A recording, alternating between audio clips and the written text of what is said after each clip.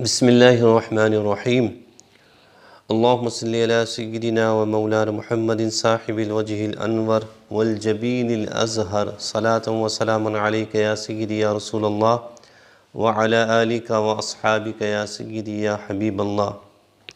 رک جائے اگر مادر حسنین کی چکی، کونین کو پھر رزق عطا کون کرے گا۔ یہ شعر پڑھنا کیسا ہے؟ سب سے پہلے تو یہ سمجھیں کہ اس شعر میں جو اہل سنت و جماعت کا عقیدہ صحیحہ راسخہ ہے اس سے انحراف کیا گیا ہے۔ اللہ رب العزت کی توحید اس کی ذات میں، اس کی صفات میں، اس کے کمالات میں، یہ عقیدہ حقہ اور عقیدہ اہل سنت و جماعت ہے۔ جس طرح اللہ رب العزت کی ذات وحدہ لا شریک ہے، اسی طرح اللہ رب العزت کی صفات بھی لا شریک ہیں، اس کی کسی صفت میں اس کا کوئی شریک نہیں ہے۔ توحید فی الذات کے منافی ہے یہ شعر۔ رزق عطا کرنے والی ذات جو ہے وہ اللہ رب العزت کی ہے۔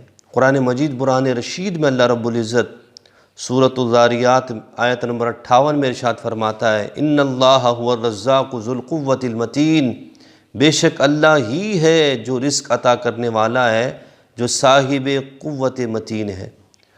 اور اللہ رب العزت کی ذات میں جس طرح اس کا کوئی شریک نہیں ہے، اسی طرح اس کی صفات میں بھی اس کا کوئی شریک نہیں ہے۔ توحید فی الصفات کا مطلب ہی یہی ہے کہ بندہ اپنے خالق، اپنے معبود، اپنے الہ کو اس کی صفات ذاتیہ، عالیہ، ازلیہ، ابدیہ میں یکتا اور یگانہ جانے اور مانے۔ سورۃ الانعام میں اللہ رب العزت ارشاد فرماتا ہے آیت نمبر 163، لا شریک لہ، اللہ کا کوئی شریک نہیں ہے۔ کس میں؟ لا فی ذاتہ ولا فی صفاتہ، نہ اس کی ذات میں اس کا کوئی شریک، نہ اس کی صفات میں اس کا کوئی شریک۔ اللہ رب العزت وحدہ لا شریک ہے۔ اسی طرح قرآن مجید برہان رشید میں اللہ رب العزت فرماتے ہیں، واللہ الغنی وانتم الفقراء، اللہ بے نیاز ہے اور تم سب اللہ رب العزت کی بارگاہ میں نیاز مند ہو۔ یعنی اس کا مطلب کیا ہے کہ اللہ رب العزت هو الصمد الغنی الذی لا یفتقر الی شیء، اللہ وہ بے نیاز ہے، غنی ہے، الذی لا یفتقر الی شیء، جو کسی شے کی طرف محتاج نہیں ہے۔ باقی اللہ کے سوا جو بھی ہے، یحتاج کل ممکن الیہ فی ایجادہ و امدادہ، ہر ممکن اپنی ایجاد میں اور اپنی امداد میں محتاج ہے کس کا؟ اللہ رب العزت کا۔